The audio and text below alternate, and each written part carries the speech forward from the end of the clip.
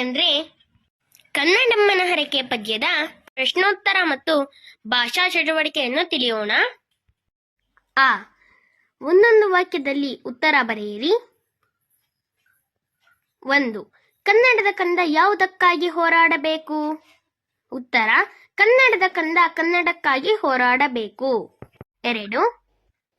ಕನ್ನಡವನ್ನು ಮರೆತರೆ ಯಾರನ್ನು ಮರೆತಂತೆ? ಉತ್ತರ: ಕನ್ನಡವನ್ನು ಮರೆತರೆ ಹೆತ್ತ ತಾಯಿಯನ್ನು ಮರೆತಂತೆ. 3.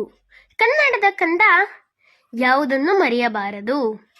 ಉತ್ತರ: ಕನ್ನಡದ ಕಂದ ಕನ್ನಡಮ್ಮನ ಹರಕೆಯನ್ನು ಮರೆಯಬಾರದು. 4. ಕನ್ನಡ ನುಡಿಯ ಸೊಗಸನ್ನು ಯಾವುದಕ್ಕೆ ಹೋಲಿಸಲಾಗಿದೆ? ಉತ್ತರ: ಕನ್ನಡ ನುಡಿಯ ಸೊಗಸನ್ನು ತಾಯಿಯ ಹಾಲಿಗೆ ಹಾಗೂ ಆಕೆಯ ಅಪ್ಪುಗೆಯಿಂದುಂಟಾಗುವ ಆನಂದಕ್ಕೆ ಹೋಲಿಸಲಾಗಿದೆ.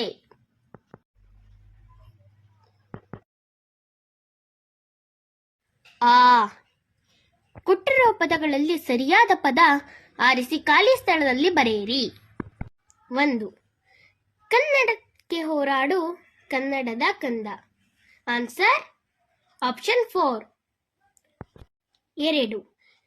ಮರೆತೆಯಾದರೆ ಅಯ್ಯೋ ಮರೆತಂತೆ ನನ್ನ. Answer option 2. 3. ಮೊಲೆಯ ಹಾಲೆಂತಂತೆ ಸವಿಜೇನು ಬಾಯ್ಗೆ. Answer option 3. 4. ಹೋರಾಡು ಕನ್ನಡಕ್ಕೆ ಕಲಿಯಾಗಿ ರನ್ನ. Answer option 3. ಈ. ಪದ್ಯದಲ್ಲಿ ಬಿಟ್ಟಿರುವ ಮುಂದಿನ ಸಾಲುಗಳನ್ನು ಬರೆಯಿರಿ.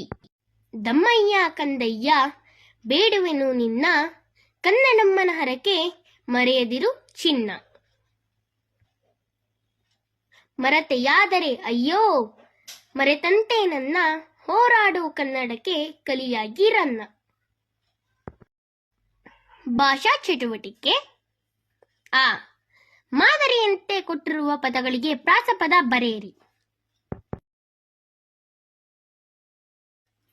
ಮಾದರಿ: ದಮ್ಮಯ್ಯ ಕಂದಯ್ಯ. ಹೋರಾಡು ಕಾಪಾಡು. ಬಾಯ್ಗೆ ಮೇಯ್ಗೆ. ಬಾಳ್ಗೆ ಏಳ್ಗೆ. ಚಿನ್ನ ರನ್ನ. ಆ. ಕೊಟ್ಟಿರುವ ಪದಗಳಲ್ಲಿ ಬರೆಯಾದ ಸರಿಯಾದ ರೂಪವನ್ನು ಆರಿಸಿ ಬರೆಯಿರಿ. ಹೋರಾಡು ಹೋರಾಡು. ಉತ್ತರ: ಹೋರಾಡು.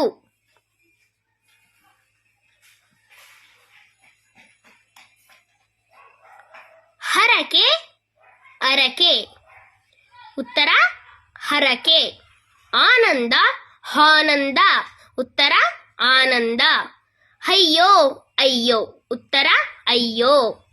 ಹಾಲು ಹಾಲು. ಉತ್ತರ: ಆ ಹಾಲು. ಅಪ್ಪುಗೆ ಹಪ್ಪುಗೆ. ಉತ್ತರ: ಅಪ್ಪುಗೆ. ಈ. ಕೊಟ್ಟಿರುವ ಒತ್ತಕ್ಷರಗಳನ್ನು ಗಮನಿಸಿ ವೃತ್ತದೊಳಗೆ ಸಜಾತಿ ಒತ್ತಕ್ಷರ ಹಾಗೂ ಚೌಕದಲ್ಲಿ ವಿಜಾತಿ ಒತ್ತಕ್ಷರಗಳನ್ನು ಬರೆಯಿರಿ. ಮೊದಲನೇದಾಗಿ ನಾವು ಸಜಾತಿ ಒತ್ತಕ್ಷರ ಹಾಗೂ ವಿಜಾತಿ ಒತ್ತಕ್ಷರವೆಂದರೇನು ಅದರ ಬಗ್ಗೆ ತಿಳಿದುಕೊಳ್ಳೋಣ. ಸಜಾತಿ ಒತ್ತಕ್ಷರವೆಂದರೆ ಒಂದು ವ್ಯಂಜನಕ್ಕೆ ಅದೇ ಜಾತಿಯ ವ್ಯಂಜನ ಸೇರಿಸಿದರೆ ಸಜಾತಿ ಒತ್ತಕ್ಷರ ಎನ್ನುತ್ತಾರೆ. ಉದಾಹರಣೆಗೆ ಅಪ್ಪ ಬಾಕಿ ಬವತ್ತು. ಅಜ್ಜಿ ಜೀಗೆ ಜವತ್ತು. ಅಜ್ಜ ಜಾಗ್ಗೆ ಜವತ್ತು. ಹಗ್ಗ ಗಾಕ್ಕೆ ಗಾವತ್ತು.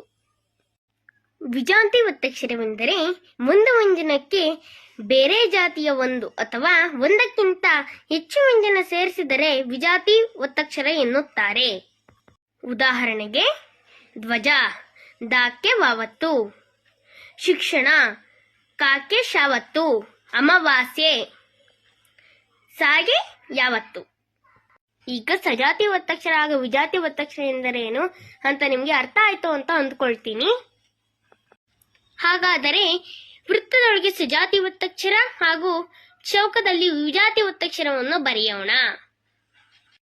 ಸೋಗೆ ನಾವತ್ತು.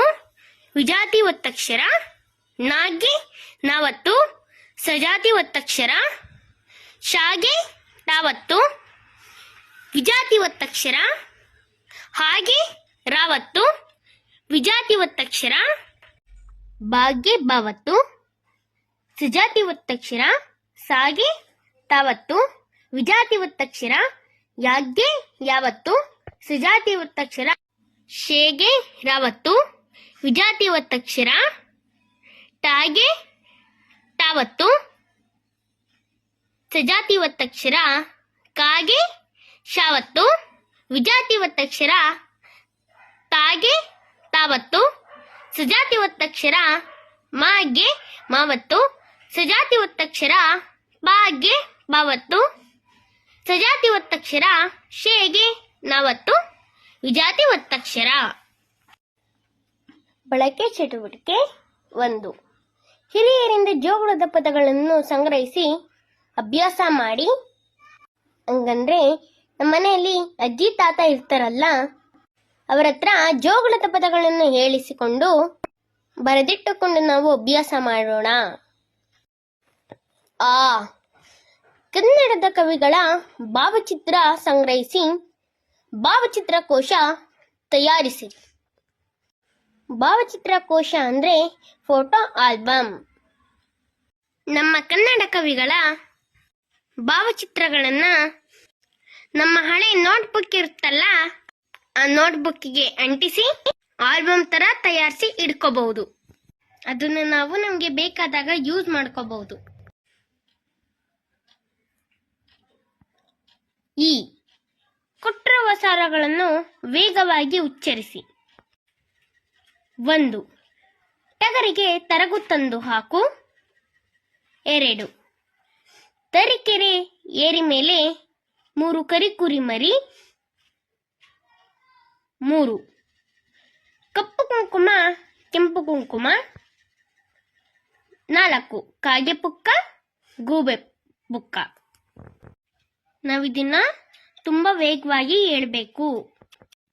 ಟಗರಿಗೆ ತರಗು ತಂದು ಹಾಕು. ತರೀಕೆರೆ ಮೇಲೆ 3 ಕರಿಕುರಿ ಮರಿ. ಕಪ್ಪು ಕುಂಕುಮ ಕೆಂಪು ಕುಂಕುಮ. ಕಾಗೆ ಪುಕ್ಕ ಗೂಬೆ ಪುಕ್ಕ.